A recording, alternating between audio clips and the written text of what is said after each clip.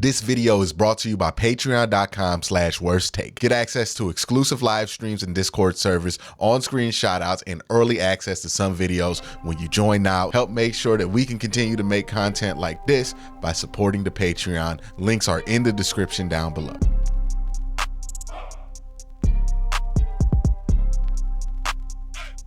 People are talking a lot about Jameis Winston and should the Browns give him an extension? Should they hang off of it? And making a lot of bold statements based on either take here. Me personally, I feel like if Jameis keeps playing at this level, given the situation that the Cleveland Browns are in, I have no problem giving him a 1 year plus one or a 2 year plus one deal for very minimal money, right? Like, I think the money for Jameis Winston probably going to be less than $10 million a year. There's not going to be a crazy market for him, which means you'd be able to secure him at relative market price. And market price for him could be anywhere from like 4.5 a year. Maybe since he's playing well, it jumps up to 6 to maybe even 8 in doubles, but it's not going to get higher than 10. And as long as it's under 10, while you're dealing with the Watson contract, that's A-okay with me. I have no issue with it, right? As long as everybody goes into it understanding exactly what Jameis is and what Jameis isn't, right? I see people putting expectations on Jameis that, quite frankly, Jameis has failed to live up to his entire career, right? Like, he's always had the promise, but he's failed to live up to those expectations. I don't want to put Browns fans at a position where I'm encouraging them to have expectations that Jameis has not lived up to. I understand that he's progressed and he's developed and all of that, but I also don't think that Jameis has gotten rid of all the bad stuff or most of the bad stuff, right? Like, I think there's still evidence. Like, we've seen it this year where he's had multiple interception games. Hell, even in the games he's played well, he's had some questionable interception moments. I don't mind that as much as others did when we were thinking about bringing in Jameis, because I know what Jameis is. But knowing what Jameis is means that I'm not going to be out here talking about he's a franchise quarterback, right? Like, that's just not where I'm at with Jameis. But a lot of people seem to be there with Jameis, and I'm going to be honest, like, this is something that happens almost every season, right? There's been three things that happen every season. You can count like butter when Deshaun Watson is the designated starter. One, you're going to go into the season worried about backup quarterback. Every single season that Deshaun Watson has been here, there has been a mass panic before the season starts about backup quarterback. We did it with Jacoby Brissett. Well, I didn't do it. I was behind Jacoby on that one. But people did it about Jacoby. People did it in 2023. People did it about Jameis Winston, right? Not enough. He's not good. This, that. We've had these arguments about backup quarterback. The other thing that's been constant is that the backup quarterback ends up being more beloved than the starter. Like, every single year, a folk hero gets created at Cleveland Brown in the Cleveland Browns quarterback room. It's not Deshaun Watson, but it's always like the dude who backs up Deshaun Watson, Joe Flacco, now Jameis Winston, Jacoby Brissett. Another thing that happens at the end of every year is that Andrew Berry and Kevin Stefanski are proven right about their choices at backup quarterback, despite heavy scrutiny at the beginning of the season about backup quarterback. And it feels like every year, almost everybody misses the point about what happened, because we just rushed to make it about the quarterback, right? Last year, we made it about Joe Flacco. The year before that, we made it about the greatness of Jacoby Brissett. And now I see people making it about Jameis Winston. And I think all of this misses the point greatly. And the point to me is, I feel like it's been demonstrated definitively that Kevin Stefanski and Andrew Berry, when it comes to at least backup quarterbacks, right? Starting quarterbacks, been a bit of a different bag there, right? But when it comes to backup quarterbacks, for whatever reason, they got a great grip on this. Like, they understand when it comes to those mid to low tier quarterbacks that are going to be available for sub $10 million, they have a great understanding of what players do exactly what they need to do well and are going to thrive in the system that the Cleveland Browns create. This is part of the reason why I think a lot of people really want to see what Kevin can do with a quarterback prospect that he handpicks, because it seems like the more control, right, and you have to imagine the less money you're spending for quarterback, the more say Kevin has on that quarterback, because once you're spending $46 million for a quarterback, that's a group project, right? That's all three, ownership, GM, and head coach, involved in that decision. Kevin's like 33% of that choice.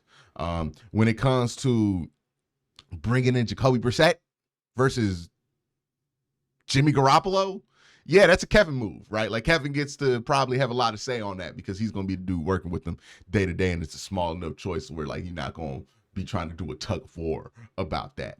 But it seems like when Kevin, like, gets exactly what he wants as far as skill set goes at quarterback, he seems to be able to make something shake with this, right? Because what we're seeing with Jameis is nothing new when it comes to the backup quarterback or the other quarterback in the Deshaun Watson era.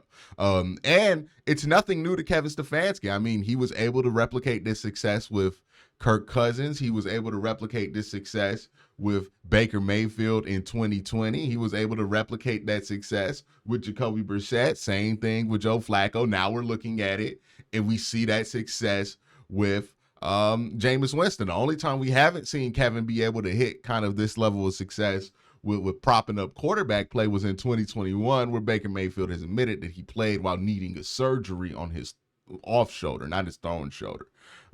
So, I mean, the evidence to me is there. That's like, hey, man, you might want to give this dude a shot at drafting a quarterback that he really, really wants, right? And that's why I will contend, if there's somebody in this draft that Kevin has decided that he really, really, really wants, take him. Just take the chance, right? Like, I want to see what that turns into. Even if it's not a player that I love personally, like, if Kevin has the hunch there, I believe his body of work on this kind of stuff has warranted taking a flyer on a player that he really, really likes, especially if he feels like he could develop that player, especially if that player is more than like a day 3 pick. But anyways, let's talk about what I mean by Kevin has proven this over the years, because, you know, I'm not just going to say stuff. I want to provide evidence of this. First, let's look at PFF grades, right? In 2022, if you look at the weeks that Jacoby Brissett played, the first, I believe, 11 weeks of the season, Jacoby Brissett was number 8 in Pro Football Focus grades, had 2,608 yards, 12 touchdowns, 6 interceptions, played really well, right? Now, if we move this to 2023, Joe Flacco was in the top 15 when it comes to quarterbacks that year in PFF grade, led quarterbacks during the period of time where he started in passing yards, passing touchdowns, also led in interceptions, but a similar uptick, right, in being able to get a quarterback in the top 15. And then we look at Jameis Winston, similar results, right? He's in the top 15 of quarterback PFF grades. He's in the top 10, 11 when it comes to passing yards, so on and so forth. When you look at just the weeks that he's played. By the way, Lamar Jackson and Joe Burrow are playing insane football right now. Pat Mahomes too, 12-3. Gee whiz, he's been hooping lately. We ain't been talking about Bo Nix been hooping too. Look at that, 11-1. All right, anyways, my amazement about the hoop level of some of these quarterbacks over recent times aside, that has been what Kevin has been able to get out the backup quarterback situation. If we can look at QBR, right, if you need more than just one advanced statistic, QBR. Jacoby Brissett in 2022 had the 8th highest QBR in the NFL. The same thing happened is happening right now with Jameis. Obviously, Joe Flacco did not play enough games to qualify for a QBR stat. At the end of the year, Jameis is able to get here because it's the percentage stat of starts per games played versus that, and Joe Flacco only started 5 regular season games, which does not qualify him for a QBR stat. But, top 10, Jameis Winston, Jacoby Brissett. Why do I bring that up to you guys? One, I see a lot of people crashing out over Jameis Winston, like saying stuff like if the Browns don't bring back Jameis Winston, it's gonna be the death of the franchise and stuff like that. And while I would agree if they're not bringing back Jameis Winston to protect Deshaun Watson, then I do think that is a malpractice worthy move from Andrew Berry and Kevin Stefanski. Like if they're at this point still trying to protect Deshaun Watson and trying to protect him from potentially getting beat out in the quarterback competition or to entrench his spot as starter, then yes, that is malpractice. And by the end of 2025, all these guys will be fired because it's a fireable decision. But if they decide to not bring back Jameis because they feel like Sam Darnold would be better for that role, I can't sit here and tell you that they don't have the track record to justify having faith in that move. Like they have been able to do this. And if they think Sam Darnold can provide better quarterback play for longer with less interceptions, then that might be something worth pursuing for them. And I just don't want it to be somewhere where we get into a camp of it's Jameis Winston or bust. I think the main point here is kind of getting buried by jumping behind the back of whatever quarterback is hot at the moment. I think it's more or less a case of as long as they make a real effort to start somebody else.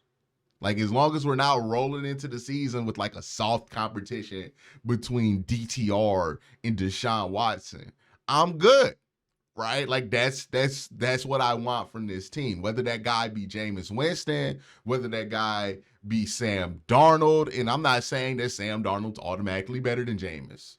But I'm just saying, like, these are different options that they can go with, right? Like, it's not just Jameis that they have to go with there. Like, they have multiple different guys that they can look at to see if it's going to be an upgrade for the bridge spot. But as long as they're going into the season knowing that they're going to have to possibly have a bridge starter in for a couple of years, I'm good. Because I trust the track record that Kevin has provided on this and Andrew has provided on this, because every year we complain about the backup quarterback and then every year they're proven right about the backup quarterback. Every single year, this has been the case. So I think they've earned some trust about searching for quarterbacks in that value range, right? Like, I think they've done good job value shopping at quarterback. Obviously, Deshaun Watson, not a great job with that one. But everybody else, if we're looking at value shopping for quarterback, the Browns have proven themselves to be very successful in that endeavor. 3 separate times. And I understand that the Jameis situation is different because you're not looking at this like you looked at this 2 years ago or a year ago, where you're saying, hey, Deshaun should be ready to hold the fort down after this season. Now we know Deshaun's not holding the fort down anytime soon, and he's likely to miss time next year if it's for a game or two next season.